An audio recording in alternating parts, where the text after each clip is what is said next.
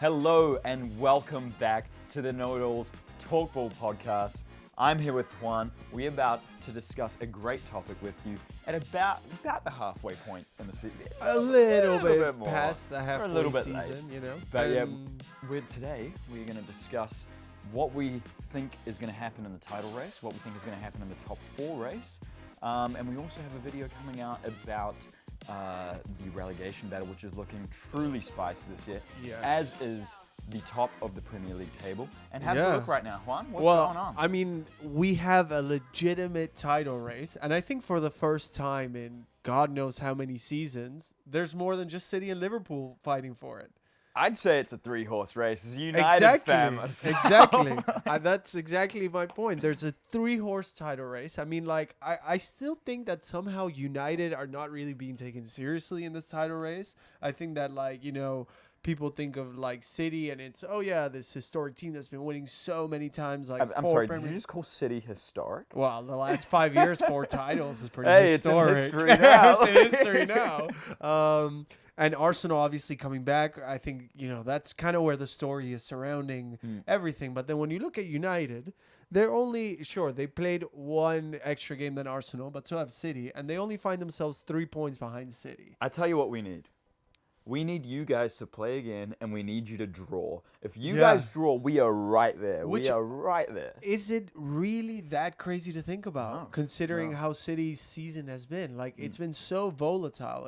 It goes from these crazy highs of, like, beating United at the 6-3, Emirates. winning at the Emirates, and then Yeah. it's backed with, like, draws against Steven Gerrard's Aston Villa, losing to Brentford at home, which, I mean, Brentford has been a bit of a giant killer, but, like, you still cannot drop those points Yeah, when I've you're actually- fighting for the title. That's one thing that I took down in my notes as well, is that you guys just have not. Yes, you also dropped points at Spurs, United, away and Liverpool. Which Liverpool also we should not have been dropping points No. this year. But also in that group, in terms of where you guys have dropped points this year, you've got 3-3 at Newcastle, 1-1 at Villa, then you lost 2-1 against Brentford. Then you drew at Everton. That's a big L. But then again, Arsenal lost at Everton, so I don't know what's going on there. Lost at Old Trafford, and then a loss at Spurs as well. And then just recently this weekend, the 1-1 draw at Forest. Like, it's not. It's yes, there's big teams in there, but you're also dropping so many points to literally relegation Which battlers. I think is what is most shocking to me about this City side in this title race is that. Could I always guarantee that we would find a result against Spurs? No, because we always lose against Spurs. Like, you know, like could I guarantee that we would get all 6 points against United in both games? No. Never. But then, like, I could guarantee that City were going to smash Forest 4-0. That's Away what you and home. expect. And that's kind of, I think that's one of the reasons why City have won so many titles is because, like, the games they are like that that some people will be like, I'm not even going to watch it because City's going to win. They would win those. And this year, like, even the results that other than that Brentford loss, that, like, obviously Brentford have some sort of magic when it comes to big 6 teams. But even the draw to Newcastle, like that, it was not the Newcastle side that we're seeing now, that we drew 3-3 Wasn't to. that not the first game of the season? That was not the first, but it was very early in the season. It was still August because I was on holiday. It was when very I watched early, it. yeah, I know. And City had to come back from that. Like, we were down 3-1 and then we came back. And even, like, against Palace, like, down 2-0 at home, like, yeah, okay, Haaland scored a hat trick and we won the game. But, like, still, you know, it hasn't been a convincing City team. Yeah. This sort of inevitable City team that we've come to expect from the last 5 seasons. Well, ever since Guardiola took over, really, I would say. And what do you make of the inconsistency with this? Why do you think they're so inconsistent? So I genuinely think that Pep and City as a whole have sort of taken this year as a transition year, like, which makes zero sense because, like, we've had no striker for the past 2 years, won the league both years, and then we have a guy who's on 26 goals, literally Manchester City's record holder for most goals in a Premier League season is now Erling Haaland. And surely going to be the All-time, all-time right? Premier League single season But goal scorer. I just think that, there's a lot of questions and pundits saying, like, did Haaland join the right team? Does Haaland make City worse? Like, no, he doesn't make us worse. He just makes us one-dimensional. And Haaland, it's either like he eats and he scores a hat trick with like 9 touches, or he literally is invisible. Like he doesn't really have an in between. I think the first game that I've seen him play where I'm actually like, Haaland had a great game and he didn't score a hat trick was against Arsenal. I thought against Arsenal he was very good at link up play. Saliba had a really good game and so did Gabriel. Yeah, he did play quite well. But I thought that Haaland kept pushing them and kind of kept pushing the defenders really good to never hold-up lose play. focus. Yeah. He had the pass that then, like, those chances for Haaland, you usually think he's shooting. Lays it off to Gundogan, lays off Grealish to score the 2-1, and at that time I thought it was the winner, and that's kind of the issue. And also Pep is now tinkering with this random weird 3-2-4-1 where Bernardo is playing some weird left wing back, center mid, and it's just kind of like, why did we get rid of Cancelo? Like, okay, maybe he wants to try out this new weird formation, but it's not working. No, we played it in the first half against Arsenal and didn't look good. Yeah. And against Forest, we played with that, and yes, we should have won that game like 5-0, but we didn't. And I think that it has to do with players just playing completely out of position. Yeah, and I mean, I think getting rid of Cancelo was, Pep is always very strong in the way he runs his squad. He's like, if you're not happy here, then bugger off. There's no point of you crying. And I think that's a very good way to run a squad. But at the same time, how are you just going to get rid of João Cancelo, arguably the best left back in the world at the moment? Yeah. And just on was it the last day of the transfer window? It was literally window? the deadline day. Yeah, literally deadline day. And that, for me, that takes away another person in that squad who can provide Haaland with the service that he needs. Yeah, absolutely. I completely agree with you. And also, he clearly doesn't trust Sergio Gomez yet. We signed him from, definitely from Belgium. I want to say Anderlecht, but he's only played a handful of games. And I actually don't think he's been that bad. But when he started, I think it was the second game, and he got a straight red. It was almost like Pep in the Champions League against Copenhagen. It was almost like Pep crossed him out. And for some reason, he has this obsession of playing Bernardo out there, even though Nathan Ake has proven that he's more than serviceable, really well, and he's a very good player. Yeah. And also, he drops, I just think that it's a little bit too inconsistent right now for City. The lineups and the performances, well, it's just not really adding up to what I expect from City. Yeah. But speaking of the other team from Manchester, so you guys are in the title race as well. Where do you see it? Do you actually think you're in this? If I have to be completely honest, we're huge outsiders. I think I think anyone who's realistic about it will say, we're massive outsiders, and we need results to definitely go our way, and we need to keep winning every single game. Yeah. And that's very hard to be like, oh yeah, we'll do that, because United teams of the last 8-9 years, how long has it been since Sir Alex left? Yeah, 2013, I want to say he left. Yeah, so it's been 10 years, actually. Over the last decade, we haven't been that team that's been able to go into a game. And I was watching the game against Leicester this weekend. Yeah. And I was watching it, and I was so happy because I could finally look at the team. Yeah. We were winning a game, but I could look at it and be like, we've played well. Well, I mean, we didn't start well, but we ended that game, and I was like, we played really well that game. Yeah. And I was optimistic about, where we were going to go from there. And I think we've made decent signings this year. Mm-hmm. I'm not too sure how Sabitzer really works into the whole. But he's on loan anyways, right? Yeah, he's on loan, but. Tell you what, Weghorst had a bloody good game against Leicester. Yeah, he didn't score, but he does so much work. Yeah. Put that man at centre back. He was defending like you would not believe. And Ten Hag has been playing him he keeps dropping him into the 10 space, and you're just kind of like, what are you doing there? But it works. It really works. Even against Barcelona, I left that game after the game finished, and I thought United were the better team tonight. I thought you guys outplayed Barcelona at the Nou Camp. There were moments where I felt like you guys when you guys went up 2-1, I think you kind of let your foot off the gas a little bit. and then it came back to bite you in the ass. But the second you conceded, it was like you went back at it, and it was like, yeah, okay, we can definitely score.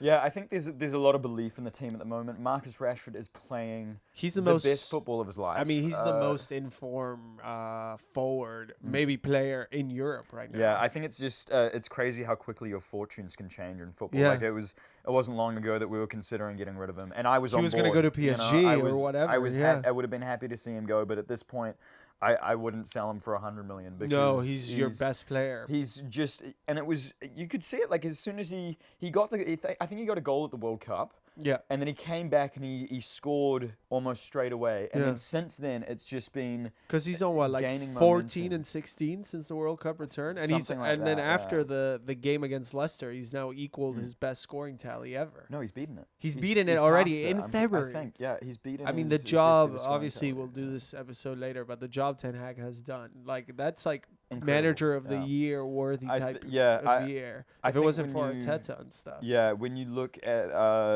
already at this stage, we've just got to finish strong. If we finish in that third spot, and if we take the Carabao Cup home this weekend as well, that's huge. And maybe the Europa League. You never know. I don't want to. I still think Barcelona are going to be tough to at Old get Trafford. the better of it at Man United at Old Trafford. Even though they're without Gavi, which is a huge or Pedri. I think he's because he's I think he's injured out, right? Like Gavi is for suspended, sure, yeah. So we know he's not going to be there. But yeah, shall we get into? Let's move on to because I think after I think we have the same top three, right? Well, I don't know in what order, but those are the teams I have. I haven't got anything written down. I'm gonna say my. We can do it at the end, but like we have those three teams. I'm guessing maybe in the same or different order. Who's your fourth team? Because this one is, I feel like those three teams have separated themselves.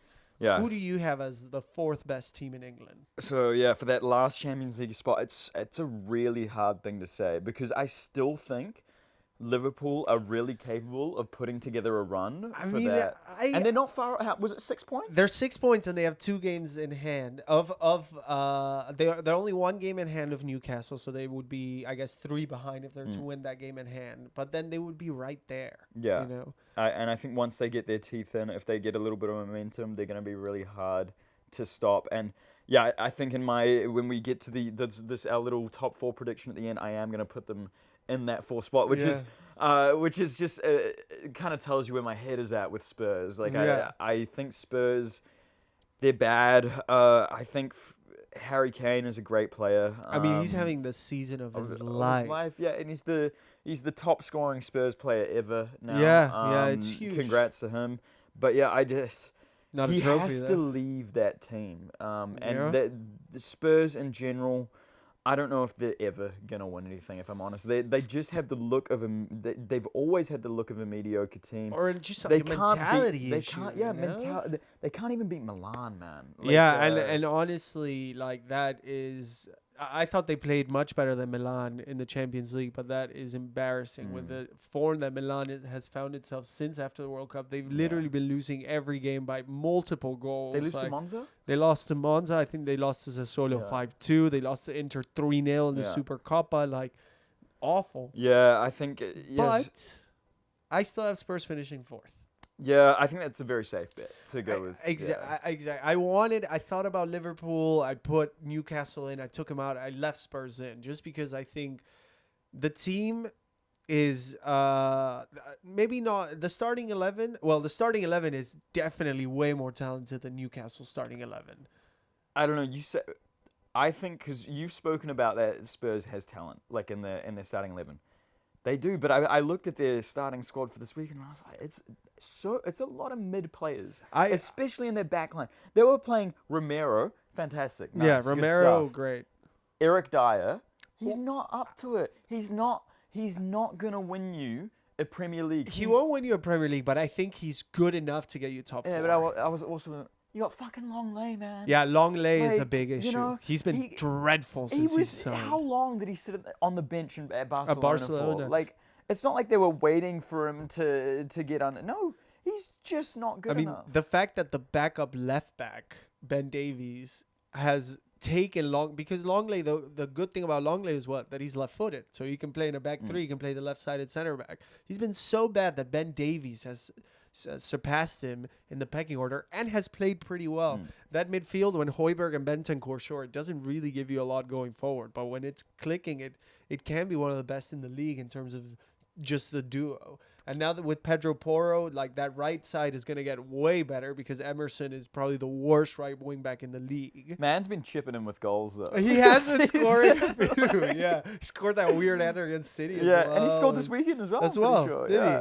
And also, like, Spurs are very volatile as well. Like, they go beat City. Like, they lose to City 4-2, then they beat us 1-0, and then they lose 4-1 to Leicester. Yeah. Like, what are you doing? Son's been having... But I just think if the right players find the right form, like, if Son finds even half of the form he had last year... He scored this weekend as well. Yeah, see, if he starts chipping in a little more, Kulusevski's very good. I just think that the team is just better, and I back Conte more than Eddie Howe. Saying that, I would probably say Newcastle finished 5th. And I would like to give an honorable mention to Brighton.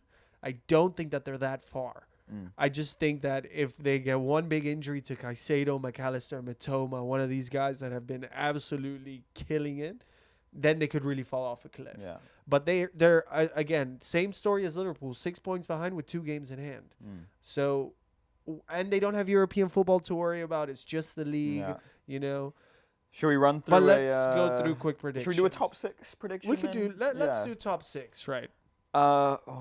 Let's start at the bottom. Start at 6 then. 6. I'm going for Liverpool. I was gonna go Brighton, but I'm going Liverpool. All right, I'm gonna go Spurs. Wow. I think fall off a cliff. I think they're gonna crumble.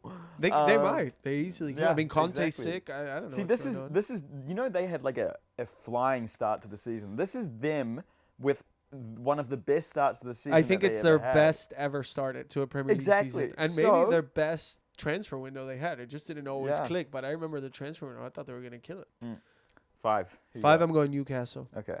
5. I shall also go Newcastle. Okay.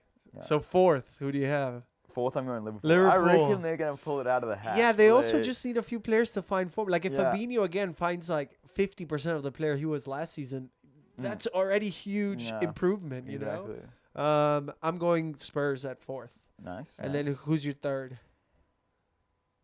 I think I have to say Man United. I'm going Man United as well. I don't think they're going to move out of that spot. I think that they're cemented there. Like I think maybe they'll play around a little and flirt with it, but they need every result. But they need every result to go their way, more so than City. Yeah. Who do you have at 2nd and then winning the league?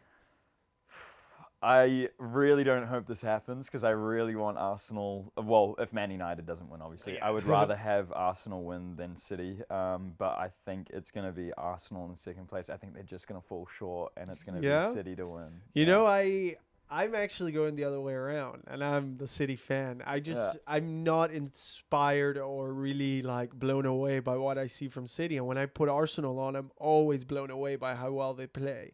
And I think that their mentality is way better than City's. I think that if City were 2-2 with Villa, I don't see how we win 4-2 after added time, the way that Arsenal did this weekend. Yeah. I think, like, Chris Wood, like this game, we couldn't score. Chris Wood scores, and then we do nothing. Like, there was no, like, once it was 1-1, it was basically over. And I think that we're just too inconsistent. We're not playing our best football. Haaland will break the record, probably take PFA Player of the Year, but I don't think that we're going to win the league. I think if you guys beat Arsenal, again, it's yours. I think it's yours to lose. If you guys beat Arsenal, it's yours to lose. And I would be surprised if you guys let it go from there. Yeah. If Arsenal managed to get a win at the Etihad, that's when I would be like, okay, Arsenal. I think also the big thing is what we talked about is I don't see Arsenal dropping points to any small team. I definitely see us losing or dropping, like, let's say we go away to Palace and we draw. Yeah. Like, I could see City doing that, and maybe Arsenal go to Palace and win 5-0. You know? Yeah, I guess. Yeah. Like it can go either way. It can go either way. That's why there's a title race. About a title race, yeah. But I think that is all we have from here. You've heard our top 6 predictions. I hope you guys really enjoyed this video. Let us know what you think. Drop your own predictions in the comments below. And we'll catch you for the next one. We'll see you for the relegation battle video. Peace.